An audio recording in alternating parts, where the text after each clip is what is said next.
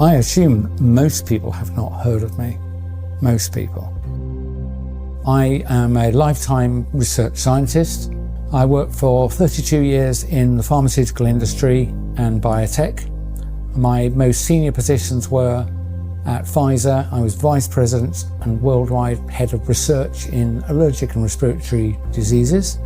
Since 2020, I have been speaking out against the fraudulent pandemic and the intentionally dangerous injections. And my experience has been to have been censored and smeared, largely. So if you've not heard of me before, that's the reason, that censorship and smearing is the experience of people who try and tell you true things that the authorities don't want you to hear.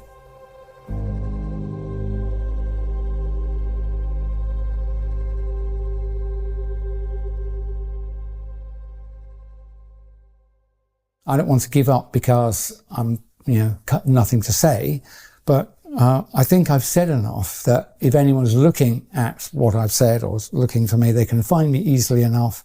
And if they're not, putting out another 10 videos or 100 videos is not going to reach them. So I think there'll be things for me to do. I think this could easily be a year of major change, but I can't see the point in doing that much more, frankly. I've done over 300 video and audio interviews, and I'm more concerned than I was in 2020, 21.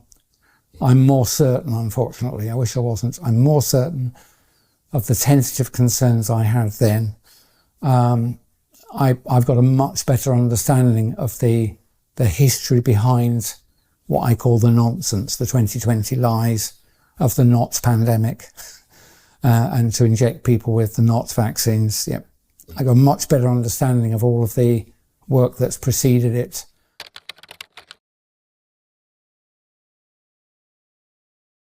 When I first spoke, when I did a major interview in 2021, I was at that point sure that there wasn't a pandemic, or at least whatever was happening had been deliberately and through planning exaggerated to frighten people. And I focus very much because of my history as a research executive in pharma for over 30 years. I was very concerned about the injections because I knew there wasn't a public health threat. So why would you want to be injected? My thinking has advanced quite a lot since then, which I may talk about later in this interview. But it's not possible for the injections to be of help to anybody. It's literally not possible. Every medicine, every molecule and atom and constituent of every medicine is in there because somebody chose to put it in there. Hopefully for good reasons, but they put it in there for a purpose, to stabilize something or make it big enough to swallow in the form of a tablet. If you just have the active ingredients in some drugs, it's too small to see. So you need to formulate it with what are called excipients.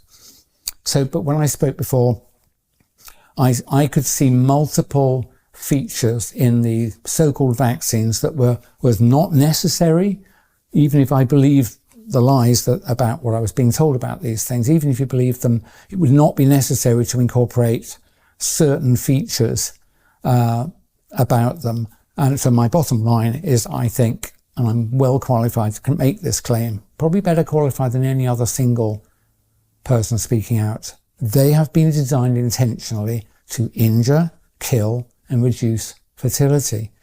I've never claimed it would do it to a lot of people or that it would be quick.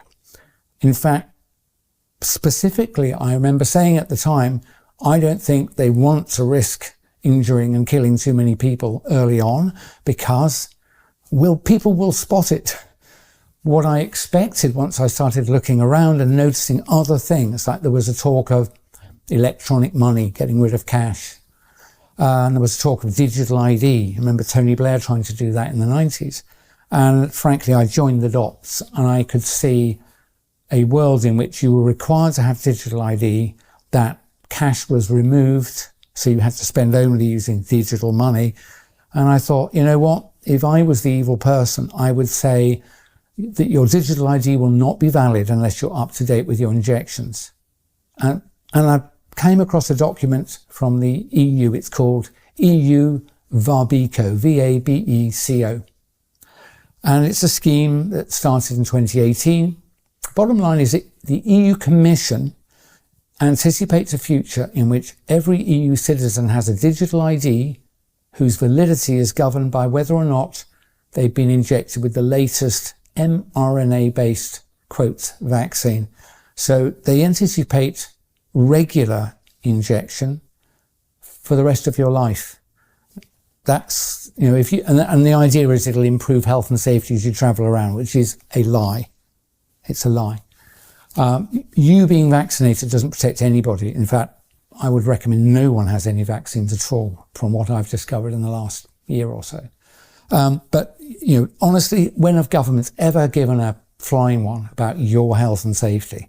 You must know that a claim that you must do something for your health and safety is what is called, it's an excuse, it's an ostensible reason. These people who are trying to take our lives away from us always use two things. It's always two things. They'll tell you about something using the excuse, the ostensible reason. So in this case, it'll be you have to be jabbed to protect you from marauding viruses. The real reason is I'm afraid they want to make you ill and kill you. That is the truth. It's absolutely clear. There's really only one senior institution. It's a group of people who you can see as supranational groups from the UN, WHO, the International Panel on Climate Change, the World Economic Forum, Bilderbergs. You should see them as the same. They're different manifestations. Trilateral Commission. Keir Starmer's a member of the Trilateral Commission, the only elected British politician who's a member of this globalist group, at least that particular one. They're all founded by the same group of people. They've been running for decades to much longer than a century. And I believe they believe their destiny is to control all us little people, all us. They see us as useless eaters. Useless eaters. Where have you heard that phrase before? What happens to useless eaters, do you think? I think they believe it's their destiny, maybe their obligation, to take control of everyone, everywhere, forever, using digital means. So digital ID, digital money, geolocation, and an obligation to be injected, something like that. You don't need much more than that. The control mechanism is so frighteningly simple. I warn people, and I'm not going to sign up for digital ID. I'm probably going to regret that statement, but you don't need a new global single format editable digital biometric ID. But that's what digital ID means. Single global editable biometric digital ID. I'm warning you. I'm trying to help. It's the last really important decision you will get to make. If you sign up for it, the people who are taking over do not require your consent, your collaboration, you to do anything after that. And this is why I'm going to tell you why. Even I, as someone who's not involved in finance, I'm clever enough to see that the debts of all major countries has been deliberately piled on and escalated to the point where it's obvious to all of us that the debts can never be repaid. We're struggling even to service the interest on the loans. So at some point, I predict with great confidence that an event like 2008, the global financial crisis, only 1,000 times worse, will occur. And that will mean every country is bankrupt at the same time. All businesses would be bankrupt at the same time. And to find out what will happen to you, if like me, you're sort of comfortable and middle class, early retired and got a bit of saving, you should be really frightened what I'm going to tell you. David Rogers Webb. David Rogers Webb. Here's my matching half in finance. He's a retired hedge fund manager who discovered that the laws pertaining to private property rights have been altered over the last 50 or 60 years surreptitiously in every country on the planet. So when you think you own something I invite you to look in. If you've got an investment account, you will find now, you won't find any statements to do with ownership.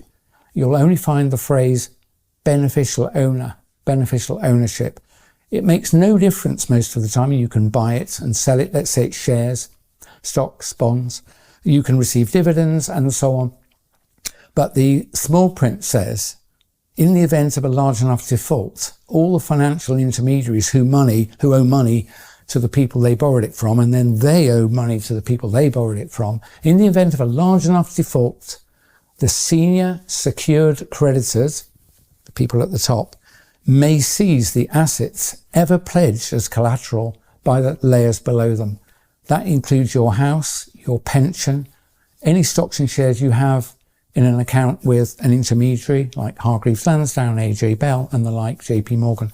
Basically, legal theft of all of your assets will occur, I think, within hours of a large enough financial crisis that I've just discussed. So even if you didn't think anyone was plotting against you, I think you would agree with me that, in fact, I factored in it when I was doing retirement planning. I assumed there would be at least one other 2008 during my life, and I set out my affairs so that I would probably be able to survive that. But we can't survive this. So yes, I think there will come a time between now and 2030 where legally all your assets will be stolen. I remember there's a lady called Catherine Austin Fitz, who's a finance lady. She says, I believe that possession, where we're talking about objects, not humans, but where it comes to objects, you really only own it if you can sit on it and defend it at the point of a gun. And I know she says it to get a laugh, but there is something to that. If you've left any assets with a third party, maybe you own some gold and it's in the bank. Maybe you do have, a large pension with a financial intermediary. Upon the large enough financial crisis that is being engineered, because, as I'll explain in a moment, look how useful this is.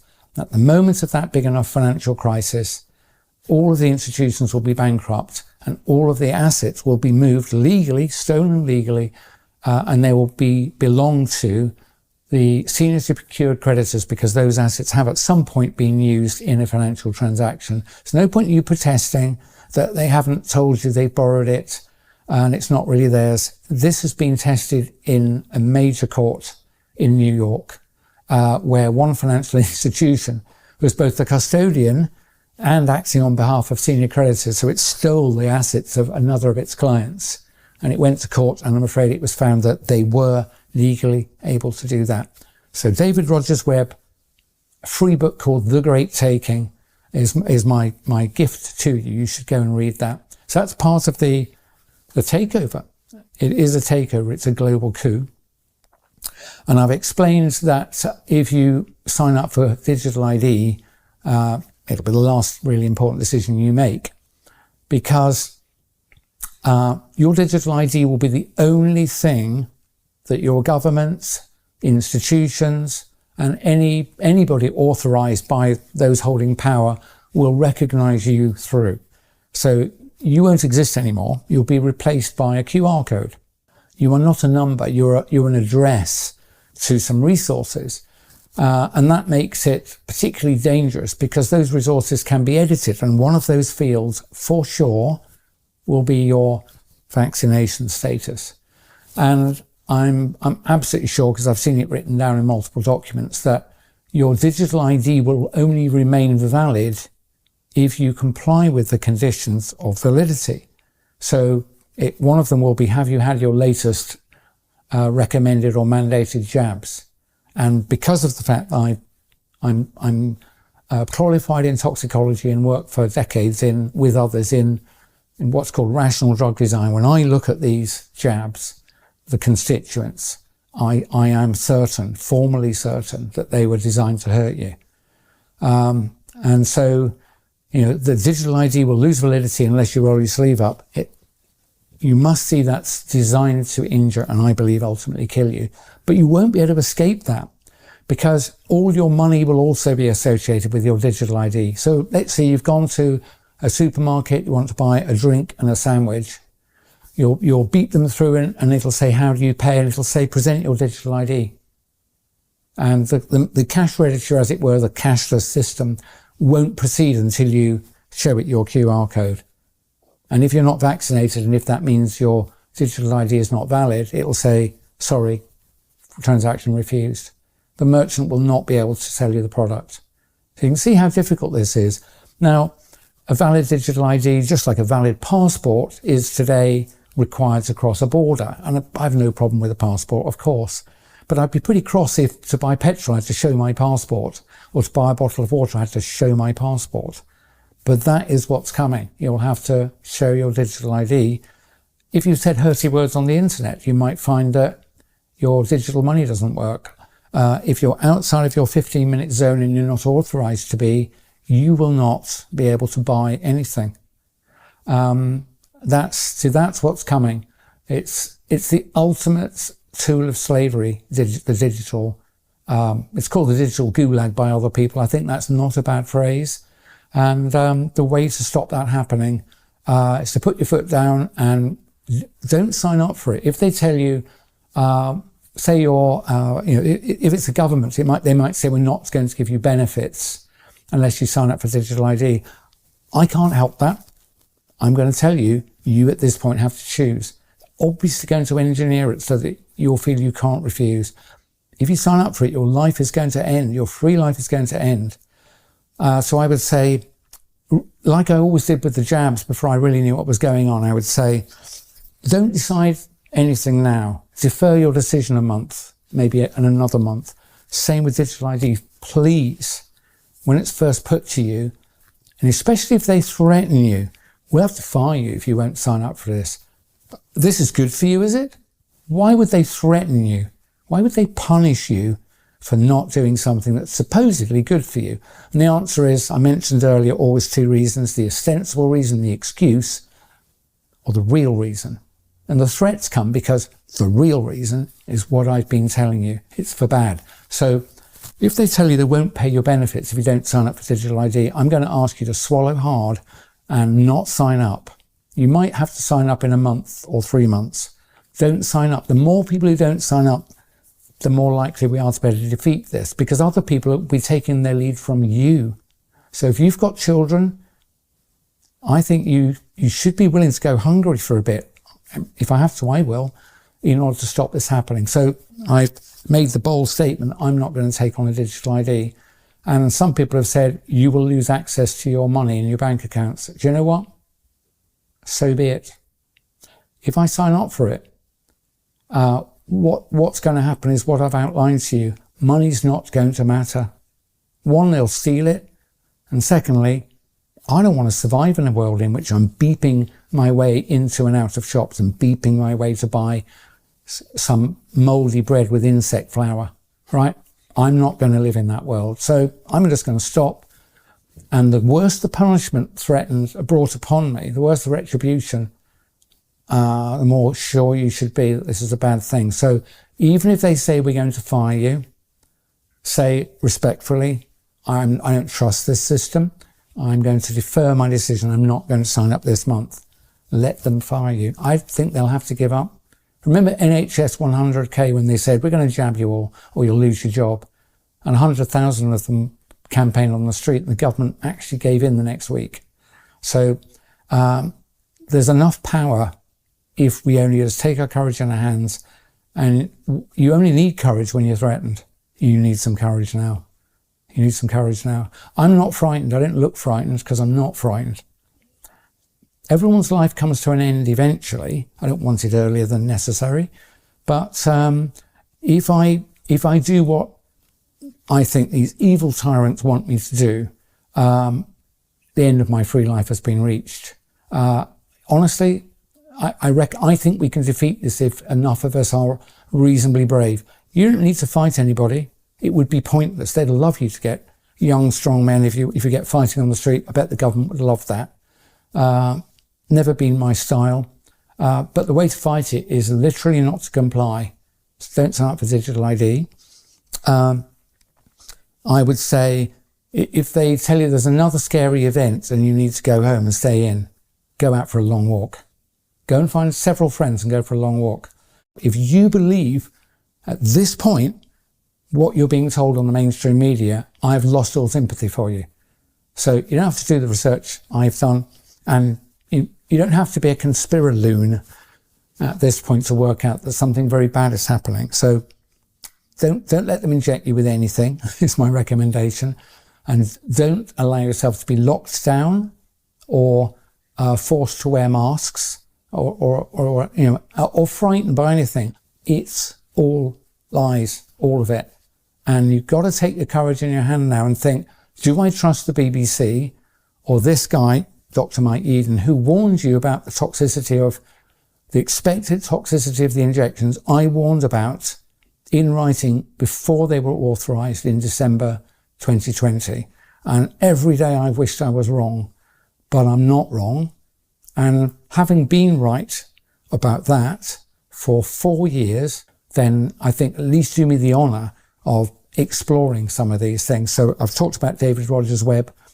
Another person I recommend, Ben Rubin.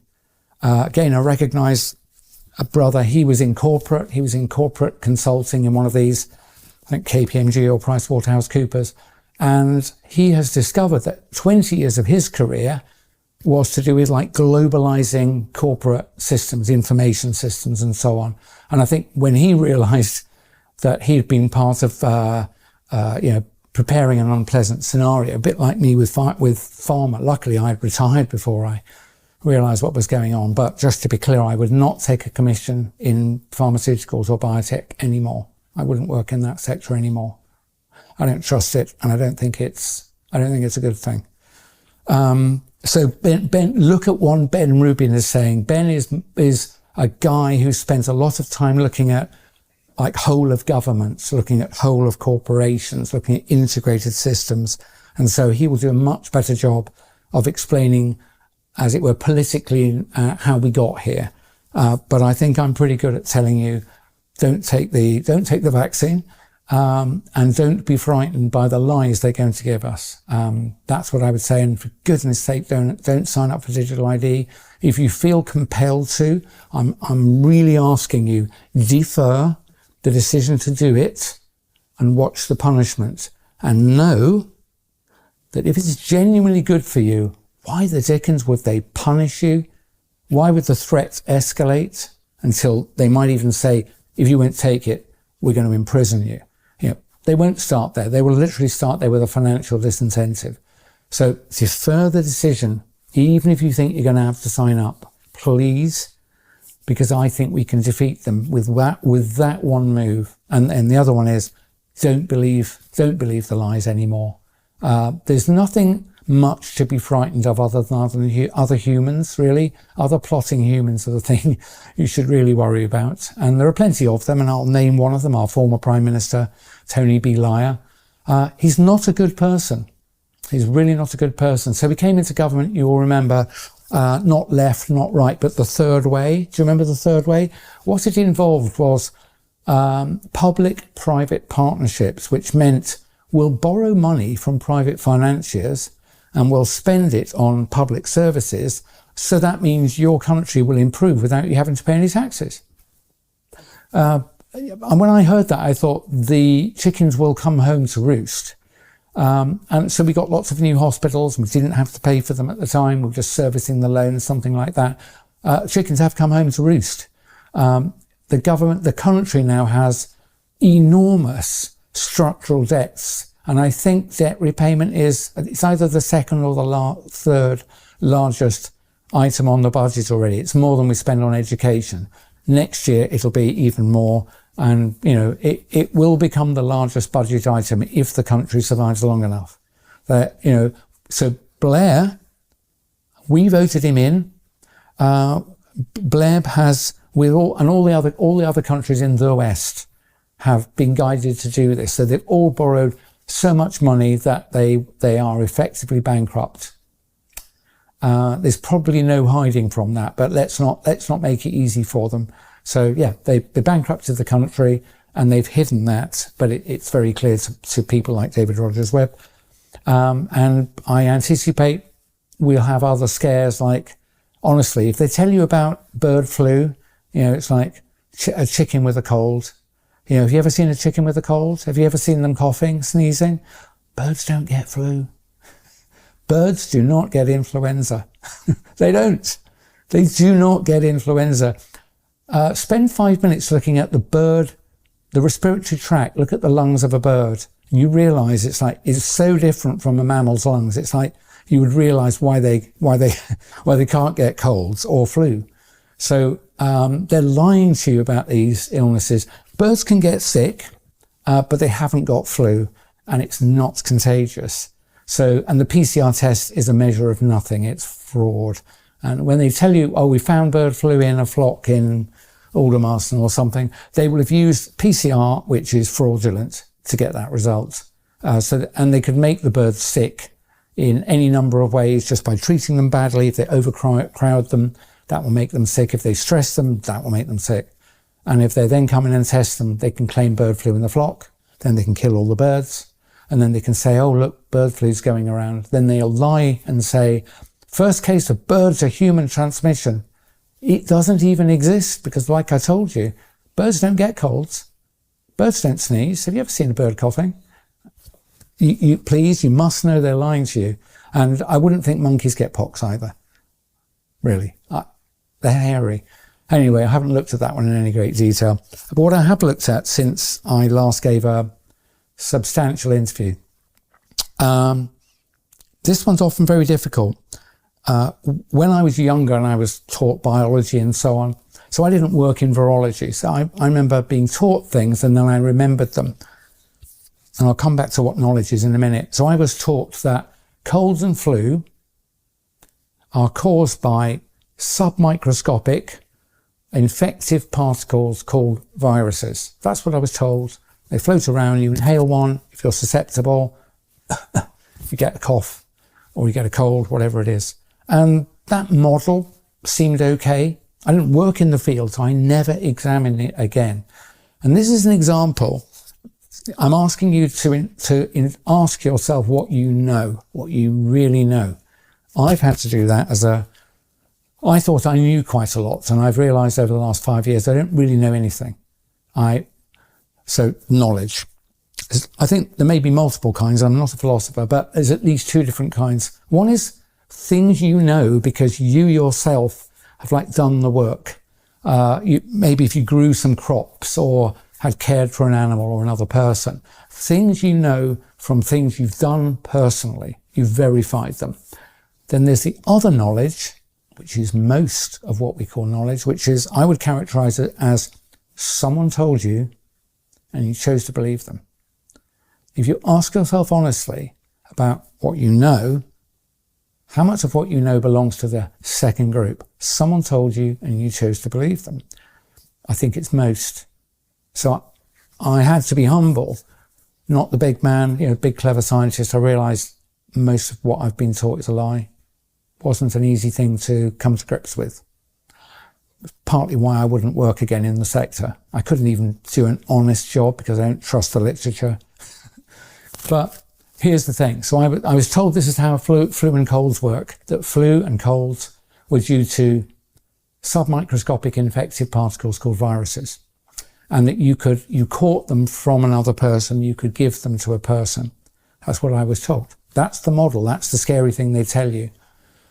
That has been tested in formal settings. A clinical trial in a case like this would involve volunteers who have got colds or flu spending a few hours in a room with a healthy person. And then the two people would go their separate ways and the experimenters would follow up the healthy person over the next days and weeks.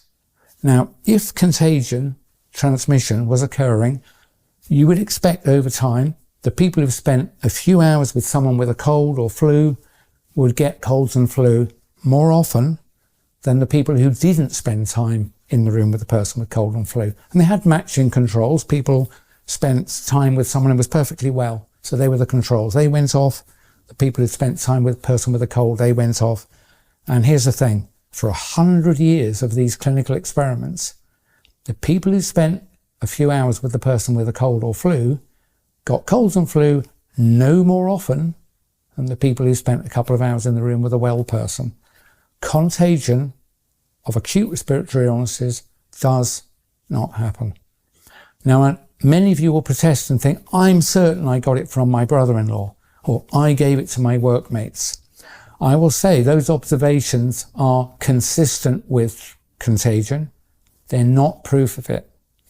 There is another explanation, and I don't have the whole answer, but I believe I've got a good alternative. If you, a person who gets headaches, especially a migraine, when you've got a migraine, how often do you ask yourself, I wonder who gave me that migraine? Who did I catch that headache from? You'll probably think, what are you talking about, Yeadon? Everybody knows that you don't catch them, you develop them, whatever. How about this one then? If you're unfortunate enough to have angina, maybe occasional chest pain, maybe from stress, maybe from you're not very fit. The next time you get pain in your chest, do you think, I wonder who infected me with that angina? It's like, no, the headache and the chest pain result from things going awry inside you, equilibrium's being lost inside you. I believe, as a respiratory expert, that colds and flu are the result of a loss of normal equilibrium inside you. And so they occur from time to time. If you go from cold to warm environments, dry to wet environments, and vice versa. If you're stressed, if you haven't slept, if you've slept with your mouth open, your nose is a fantastic filter. And I think those are the things that trigger colds. We get colds quite often. I probably get a couple of minor colds a year. Flu I've only ever had twice. So colds happen so frequently. This is how it works psychologically. The next time you get a cold, because you've been told you catch them, you'll think, who did I see that had a cold? It's like, I wonder if that guy in the checkout who was coughing. Or no, it's Dave at work, or my sister-in-law had it. And you will attribute your symptoms to those encounters, because that's what we do. Humans are great at forming patterns. And I'm telling you, it looks like that, but that actually isn't how it works. And so next time you spend time with someone with a cold and flu and don't get a cold in the week or so afterwards, remember, Mike did tell us you don't catch these things from other people. So, that means you shouldn't be frightened if they lie to you and said that there's a bird flu or, influenza or whatever it was called, COVID, because it doesn't work like that. These diseases do not work like that. They're normal illnesses. Your experience of them is a good guide to what will happen to you if you get one, which is mostly you spend a few days feeling a bit rubbish and then you get better. If it's flu and you're not old and ill, you might have several days where you're really unwell and in bed, but then you get better. So honestly, there's nothing to be frightened of but your other human beings. Do not get vaccinated. Contagion is a lie. You don't have to be paranoid if they really are after us.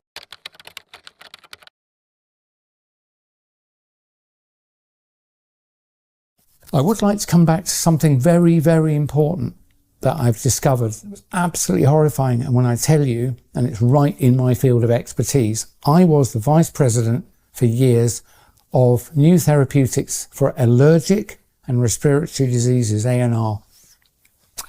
I will credit the terrific work of two Americans, Sasha Latypova, Latypova, Sasha Latypova, like me, a retired pharma executive. She worked in development, I was in research.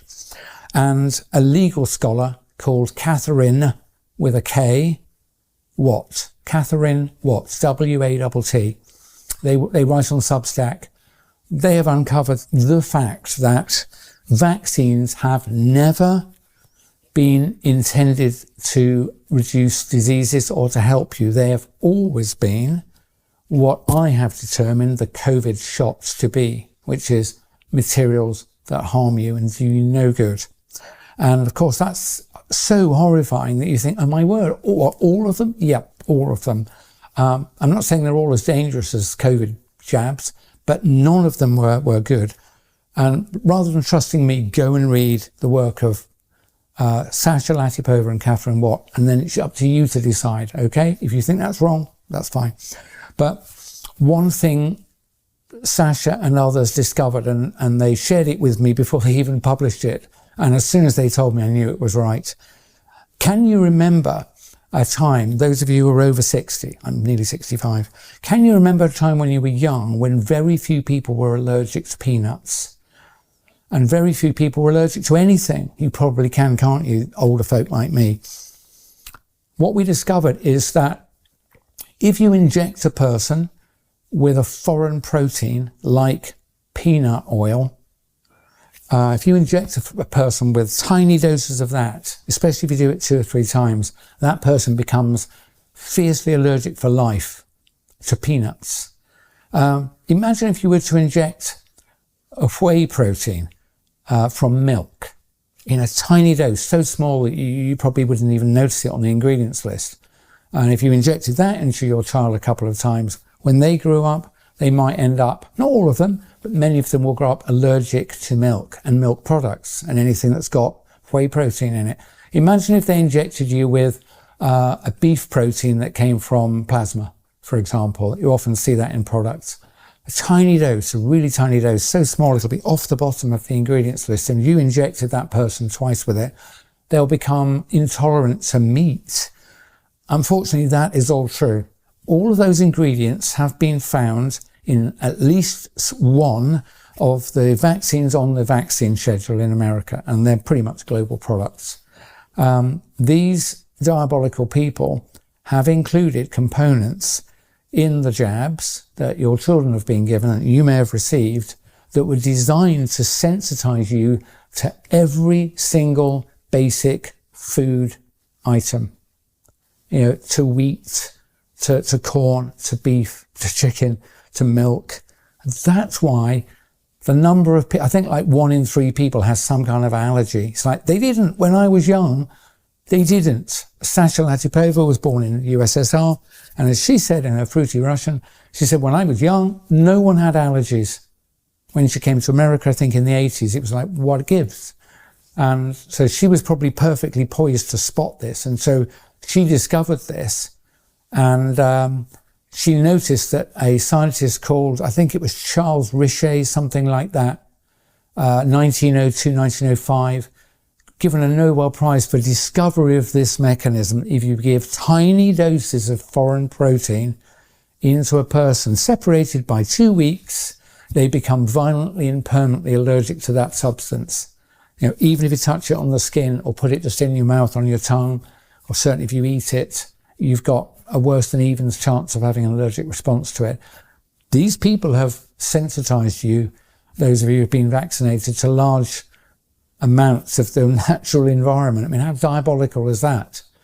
And it's exactly the same mechanism as I called out in 2020 about the COVID jabs. Remember I said that if you ask the human body to make a protein that doesn't belong in you, a non-self protein, a so-called spike protein, wherever it came from, I said, if you do that, it will make you, your body will cause an autoimmune reaction, or your body will then make foreign material. Your immune system will say, what the hell is that? And will attack it. So it's like a failed organ transplant. It's autoimmunity. That's what has happened through the whole history of vaccination back from the late 1700s to the present day. And that's pretty bad. So that's what I wanted to tell you about vaccines. And as a result of that, I am proudly anti-vaccine of all kinds. Remember, I've told you, at least where it comes to acute respiratory illnesses, they are not contagious or infectious. They're not caused by viruses, because there's no scientific evidence for the existence of respiratory viruses. I know this. I've done the work now. I've studied all of the literature. I've studied the clinical side. I've looked at the cell culture side. And as soon as I did, it's so obvious to me that each of the so-called pillars of evidence are fraudulent. They are fraudulent. I haven't personally looked at every virus, but if you go and look at recordings by people like Stefan Lanka, Samantha and Mark Bailey, Andrew Kaufman, anyway, there are several brilliant people. I reached my own conclusion by doing the work in respiratory and allergy. I have to say, I'm going to leave it to other people to do the work in their own fields, but that has allowed me with confidence to say the things I now say. If any former colleagues, please, want to talk to me about that, if they think I'm wrong, I'm not wrong. I can show you chapter and verse, all the literature references going back to acute anaphylaxis. I've used these models in vitro in industry. It's like, and how do we achieve them? You administer foreign proteins twice, about 14 days apart. It's like amazing how I didn't spot it. People don't spot things. I didn't spot things. Even in what the Americans call your own wheelhouse, because you're not suspecting people are out to harm you. You literally don't interpret this action, which is bad, because you're not looking for bad motives. So now I can see so many things. I understand some people don't want to even tackle this topic. And I've been warned by people that if I say acute respiratory illnesses, colds and flu are not caused by, infectious particles, they're not contagious. If I say that people will not believe me. Well, I'm not going to lie. There's no point in me sitting here and telling you anything if I don't tell you the truth. I'm sure it's true. Some people will reject everything I've said because of what I've just said, but I can't help that. But I am qualified to have done the work. And you may note, I restrict my remarks to acute respiratory illnesses, because that's where I've done all of the work. I've read all the papers. I can show any other scientists I can send them a list of the papers if they want. So if someone thinks, no, he's wrong, if you're a qualified scientist and you think I'm wrong, contact me and we'll have a phone call and I will send you the papers. And I think you will have to conclude, as I do, that contagion isn't a thing. Obviously those illnesses are real. I've had 2 bouts of flu, and dozens of colds. But basically all I'm telling you is that the attribution, the mechanism of them happening is not what we were told. It's something else. I've spent a lot of time working with others in designing therapeutic aerosols, things that you can inhale and will land in the airway. So I know a little bit about the internal architecture of the lungs. You may have heard statistics like the inside surface of your lungs, if spread out flat, is about the size of a tennis court. I mean, whether that's exactly right, I don't know, but it's big. It's a big surface area. And every part of that internal surface is covered by a thin layer of liquid, which has got little mucus in it. Imagine your body all day and all night for a whole life has to regulate the thickness, the depth of that little layer of water. If it's too thick, or if it's too thin, or if it dries out, your lungs won't work properly. But I think occasionally they do veer off course. Patches of your lung lose control of what's called airway surface liquid, the wetness on the lining of bits of your lung. I think that's what a cold is. Seriously. I'll also offer one last piece of evidence, just to show I've done the work in my own area. You may know some people with cystic fibrosis, CF. It's a very unpleasant disease. It varies, though, in severity from, I didn't know you had CF, to poor babies that don't make a year old. What's the key problem in CF?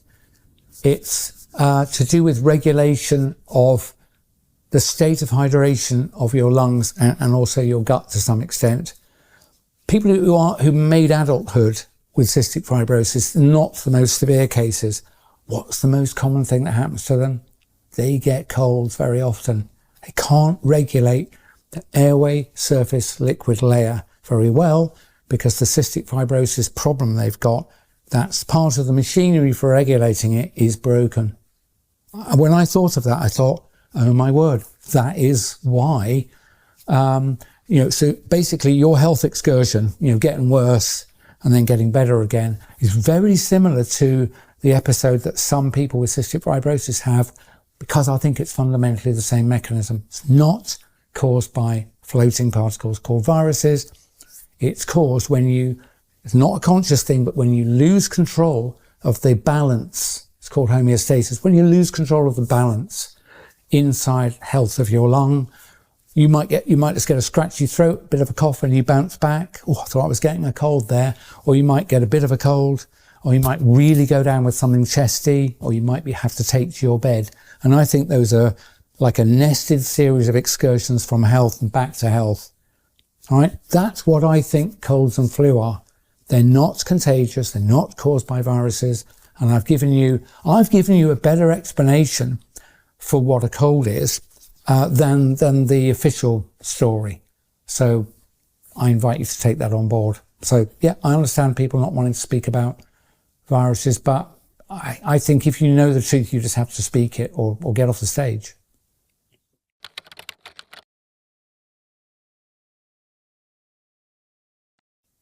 In many interviews, I've been keen to tell people that there wasn't a pandemic, there wasn't a public health emergency, there was nothing unusual happening. Sometimes I'll refer to the numbers of people, going into hospital or dying of things, but I've got something that I think is more useful. In order for an emergency to be declared, like a fire or like a shark approaching a public beach, holiday beach, would you agree with me, ladies and gentlemen, that before you would call out the fire engines, you'd probably be smelling smoke somewhere, someone would be, or a smoke alarm will go off. Before you would call shark alerts and get everybody off the beach, you would think someone would have seen a fin, yeah? Or someone in a helicopter said, hey, I can see some sharks approaching the beach. What I'm telling you is before an emergency is called, there is already an event at some level that someone is able to see, to detect, and warn you about, and you think, oh, that was really good that they warned us. In the case of the pandemic, that nice man at the WHO, Tedros, clever he may be, but he's not a fortune teller.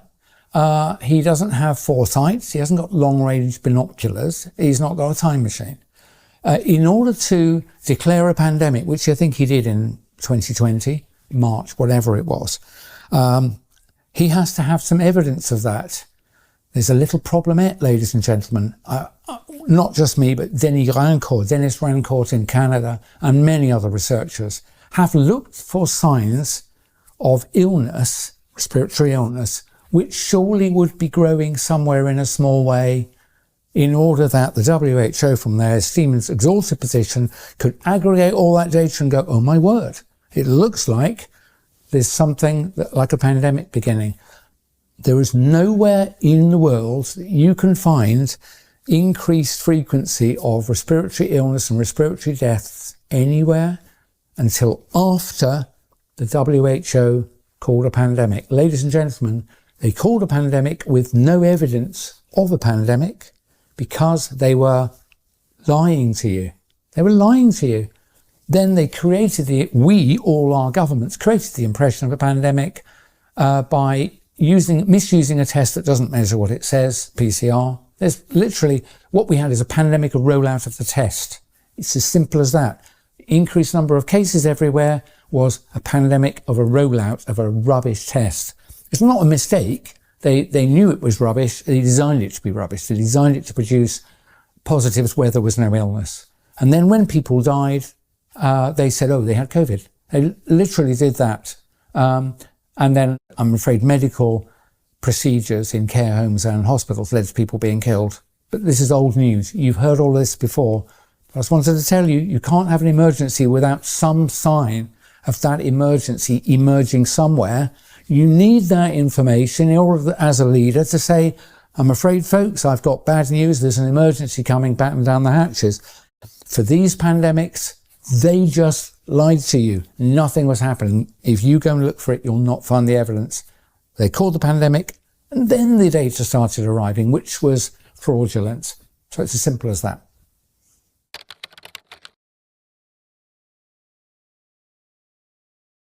If you do nothing else, have a look at, the Club of Rome, the Trilateral Commission. Honestly, things like climate change and diseases that pandemic were decided to be used by people concerned about population, for which is no evidence of real concern. They decided at the same time to frighten you with diseases and changes to climate. It's the same group of people at the same time. And after that, there was a diaspora of propaganda. Honestly, people might say you're not qualified, but I'm very qualified to read the scientific literature and to find my peers.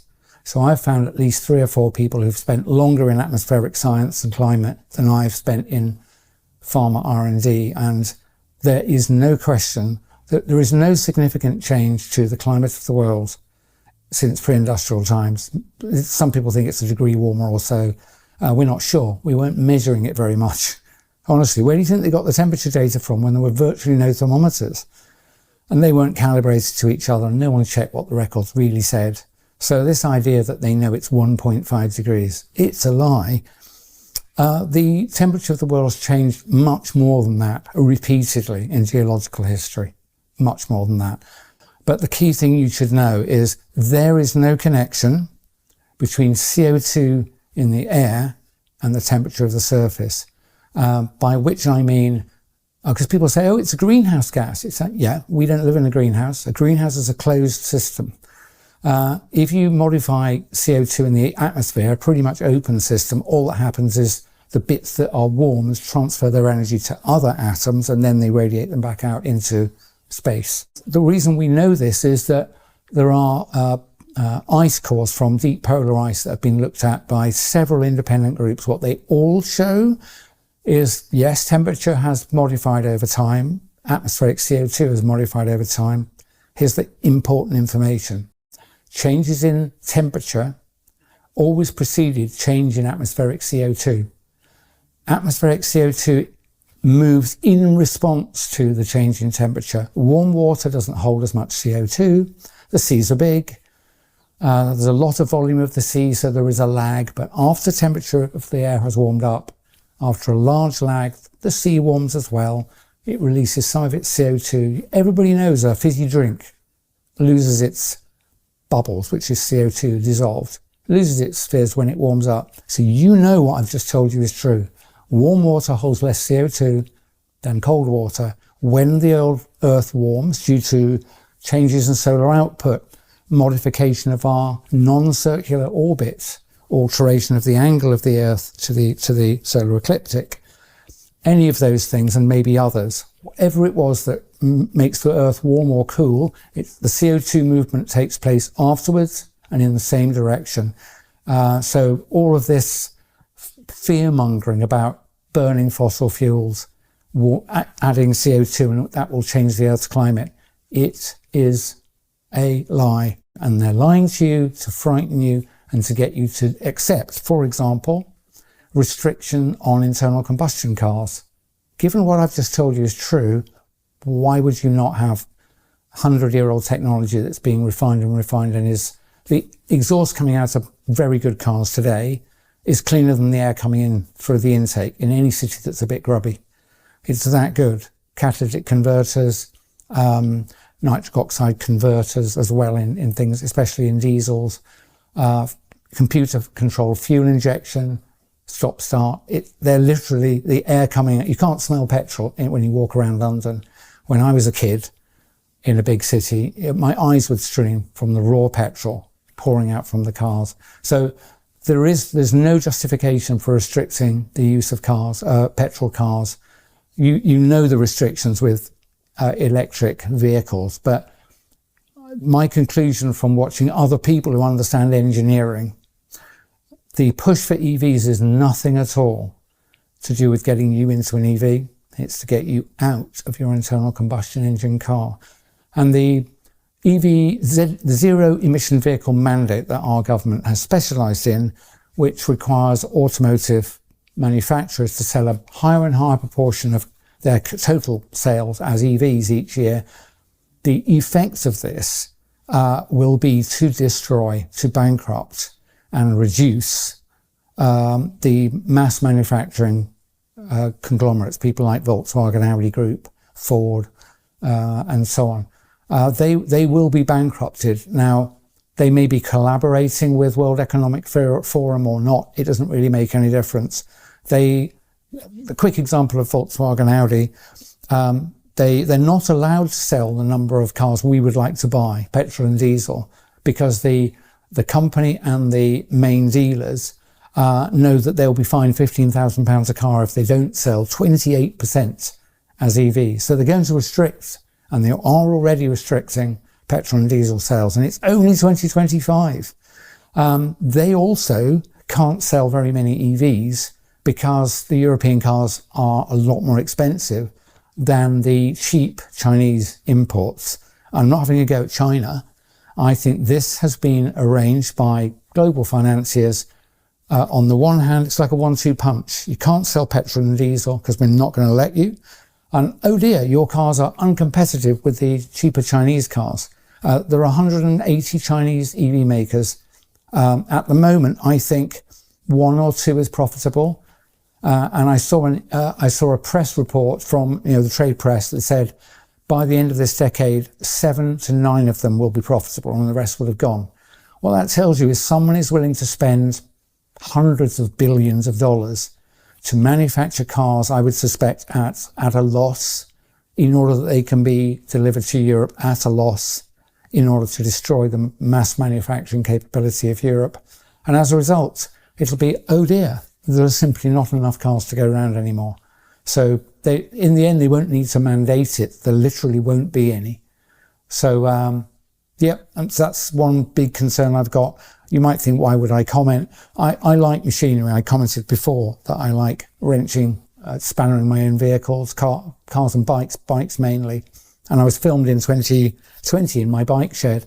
So I've paid attention at least to automotive changes. I recently had a hire car on holiday, which was brand new, and I hated it. The thing is full of surveillance technology.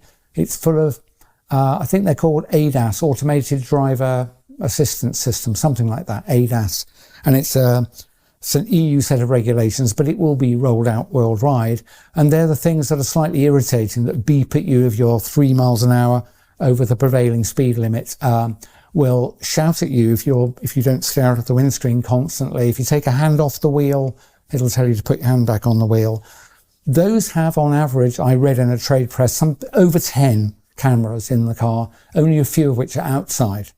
Most of the cameras are facing inside and facing you. You are being recorded at all times that you're driving. It's so one of them focuses on your eyes, so that it's checking whether you're looking through the screen, whether you're tired or not, if your blink rate slows. And this is not to assist you. This is ultimately to ensure that you will not be able to control and drive your own car. So let's give you one example. You must have heard of 15-minute cities, even if you think it's a conspiracy theory. Just imagine your 15-minute city is a radius of, say, 3 miles from where you live. It might be that much in bad traffic. With these always-on cars that are connected, what do you think will happen when your vehicle crosses the edge of that 15-minute boundary? I know what's going to happen when it is turned on. The vehicle will probably slow down. It probably won't stop immediately, but it will be disabled. It'll go into limp mode and you'll only get into first and second gear. They're not going to allow you to drive out of the 15-minute zone in a modern car. And there are so many other things. That's called geofencing. Geofencing, one word. Go and look it up. I know personally somebody whose car was updated as a favour from a dealer, and when she got it back, being a lawyer, she happened to notice that she had to accept new terms and conditions. And she had plenty of time, she went through the terms and conditions. And one of them was, when you say OK, you will allow the manufacturer and the authorities to activate geofencing software in this car. That's what they're going to do. So, and that will ultimately be probably related to your things like your digital ID. Otherwise, where do they know where you are? Well, with the car, they know where the car is. But they probably want to associate the owner of the car. They'll know who's in it because your face is in multiple cameras. So they'll know who's in it. If you try to cover your face with a mask, I suspect the car won't start, if that isn't already incorporated. If I was an evil person, I'd design that. And you can assume that whoever's running this are more evil than me and more imaginative. Is this the world you want? It's not the world I want. Honestly, I would detach the internet, turn it off, and jump up and down on all the digital devices if I could. Yeah, lots of things would become inconvenient, but it's a much better world. And what's crucial about that world is it cannot be taken over by a small number of people. These digital devices are essential for the global coup d'etat, which started in 2020. Without that digital technology and the ability to communicate with you, to alter what your mind is thinking about, what you pay attention to propagandize you, and ultimately to regulate you through digital ID. Without that, they couldn't do this, all of this control. People say, oh, why do they want to do it? It's like, I don't know exactly. I used the example in several previous interviews that if you witnessed an assault of several people were attacking someone on the pavement, and you phoned the police and said, there's an ongoing attack and I'm worried a guy's going to be killed. I've seen a flash, which I think is a knife. Will you get someone here straight away? The police go, wait. And before we come out, we need to know what the motive is for the attack. It's like, see, asking why they're doing it is an understandable question, but it's not material to whether it's actually occurring. It is occurring. I don't know exactly why they're doing it. I don't know. I think they're deeply evil people who feel entitled to control the life of people like you and me, who they regard as profane, useless eaters. That was a phrase used by Mao, by the way, before he took steps, which led to the deaths by starvation of hundreds of millions of people. I think these people have absolutely no difficulty in taking steps that will lead to the deaths of hundreds of millions of people. It's been done repeatedly. And these people are entirely comfortable in doing it. And they are doing it. So I've said to people, you didn't know that the injections were dangerous initially. You do now. Anybody who rolls up their sleeve now and has an injection, I have no sympathy for you whatsoever. I know that's an unpleasant thing to say, but I'm not trying to be a diplomat here. If you are so stupid and uninformed that you will allow yourself to be injected again, I have no sympathy for you.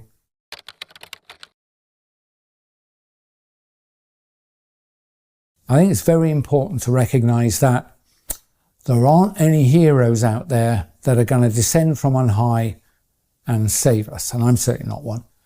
But there are very large numbers of us, and the people who are trying to take our freedoms away need us to comply with things in order to control us. And I'm saying to you, we will win if enough of us bottom up simply refuse to go along with their harebrained plans. So if they want to frighten you with some mad pandemic that doesn't happen, don't be afraid. If they want to tell you to stay at home when it doesn't suit you, go outside.